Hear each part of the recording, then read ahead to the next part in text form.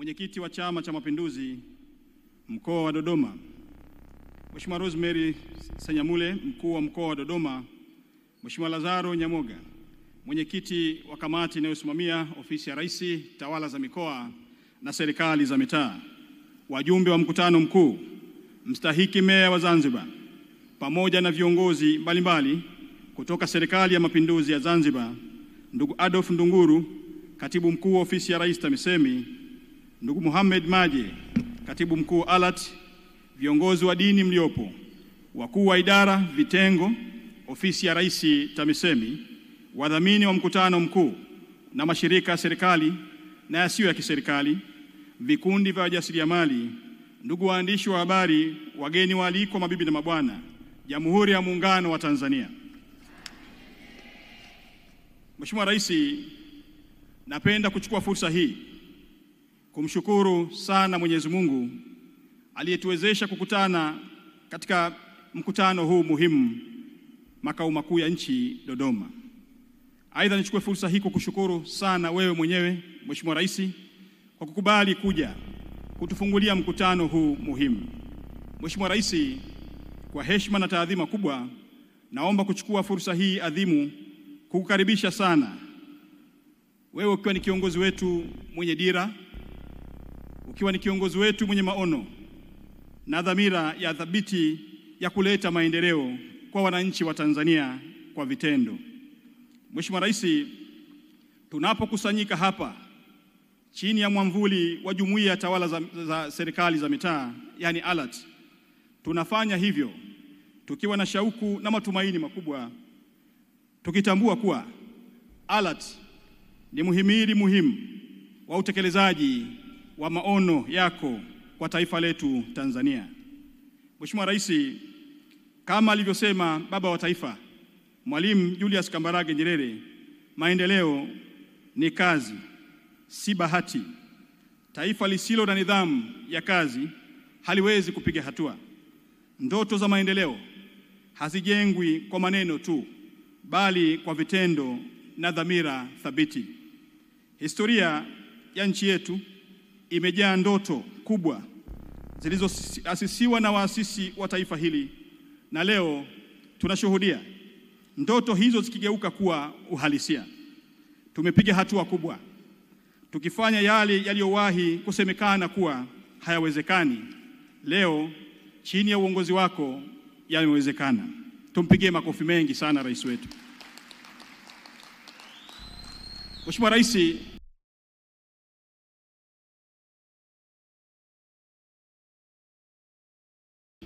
kama tunavyojua, maendeleo si ahadi, maendeleo ni hatua tunazochukua kila siku.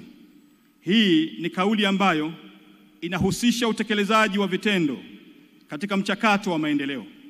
Ni dhana inayohamasisha viongozi, hususan viongozi wa serikali, kuchukua hatua madhubuti na kuhakikisha kuwa kila ahadi inayotolewa inafanyiwa kazi na kuleta mabadiliko kwa wananchi.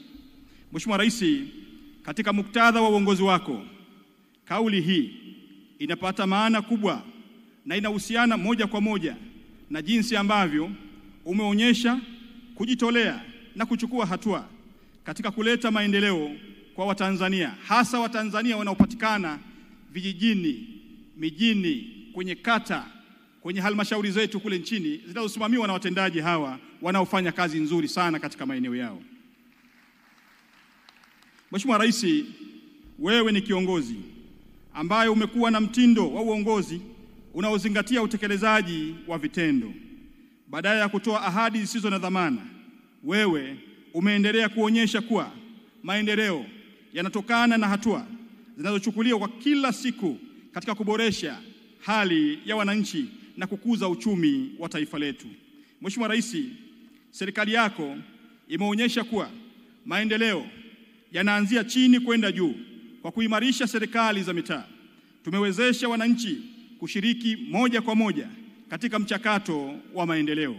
Mheshimiwa Rais, kama alivyosema rais wa zamani wa Marekani John F. Kennedy, maendeleo ni safari, si tukio la mara moja. Leo hii tunapozungumzia serikali za mitaa, tunazungumzia moyo wa maendeleo ya wananchi. Serikali yako, Mheshimiwa Rais, imeonyesha kwamba mabadiliko ya kweli huanzia ngazi ya chini ambako ndiko maisha ya wananchi yanapoguswa moja kwa moja. Mheshimiwa Rais, matokeo yake ni dhahiri. Moja, elimu kwa kila mtoto. Mtoto wa maskini sasa ana ndoto na njia ya kuifikia.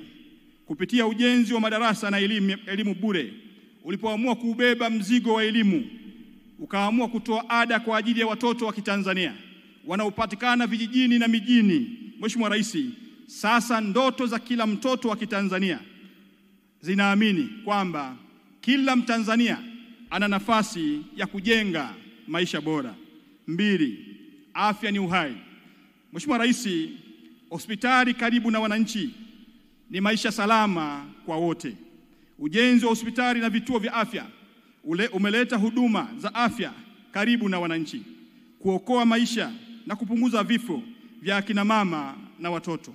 Tatu, miundombinu inajenga uchumi. Barabara si changarawe, ni daraja la maendeleo.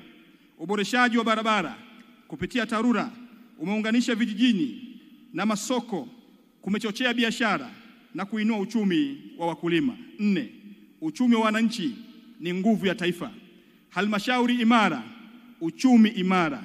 Kupitia mfumo bora wa mapato ya ndani na usimamizi wa fedha za umma, halmashauri zetu sasa zinaweza kutekeleza miradi ya maendeleo kwa ufanisi mkubwa. Mheshimiwa Rais, tunatambua kuwa maendeleo hayaletwi na serikali kuu peke yake. Serikali za mitaa ndio zenye mguso wa moja kwa moja kwa wananchi wa kawaida kabisa kule vijijini, na ALAT imekuwa kiunganishi muhimu katika kuhakikisha kuwa mabadiliko tunayoyapigania yanafika moja kwa moja kwa wananchi. Kama alivyowahi kusema Nelson Mandela, aliwahi kusema kwamba hakuna maendeleo ya kweli bila ushirikishwaji wa jamii. ALAT imeendelea kuwa sauti ya wananchi, kuhakikisha kuwa changamoto zinatatuliwa kwa haraka na kwa ufanisi. Mheshimiwa Rais, pia tunakumbushwa na Mahatma Gandhi kuwa uongozi si nafasi bali ni jukumu la kusukuma mbele gurudumu la maendeleo. ALAT imekuwa nguzo muhimu katika kutengeneza mazingira ya utawala bora, usimamizi wa rasilimali na utekelezaji wa sera zinazogusa maisha ya wananchi na mwananchi mmoja mmoja. Tumeshuhudia jinsi serikali za mitaa zilivyobadilika kutoka kuwa sehemu ya serikali ya utekelezaji tu na kuwa ni sehemu ya serikali za wabunifu wa maendeleo kwa wananchi. Mheshimiwa Rais, tunapoendelea na safari hii ya mabadiliko, tunakumbuka maneno ya Peter Drucker aliyesema, njia bora ya kutabiri mustakabali ni kuubuni. Ndoto yetu ni Tanzania yenye halmashauri zinazojitegemea kifedha, zinazowajibika kwa wananchi na zinazoboresha maisha ya kila mmoja. Kama alivyosema Adam Smith, uchumi wa nchi hujengwa na uthabiti wa mifumo ya usimamizi. Kwa kuimarisha ukusanyaji wa mapato ndani, halmashauri sasa zinaweza kutekeleza miradi kwa kasi na kwa uwazi zaidi. Mheshimiwa Rais, kupitia maono yako tumeshuhudia ongezeko la rasilimali kwa halmashauri, uwajibikaji kwa viongozi wa serikali za mitaa na uboreshaji wa mifumo ya utendaji. Matokeo yake ni dhahiri, miradi ya maendeleo inatekelezwa kwa kasi, wananchi wanahusika moja kwa moja, na Tanzania inaendelea kusonga mbele kwa uthabiti. Mheshimiwa Rais, maendeleo kwa kasi, matokeo kwa vitendo. Tunajenga nchi kwa vitendo, si kwa maneno. Serikali za mitaa ni moyo wa maendeleo. Barabara, shule, hospitali, haya ndio maisha bora tunayoyajenga. Maendeleo si ahadi, ni hatua tunazochukua kila siku. Mheshimiwa Rais alisema, rais wa zamani wa Marekani, nimekusha msema, usiulize nchi yako inaweza kukufanyia nini, bali jiulize unaweza kuifanyia nini nchi yako.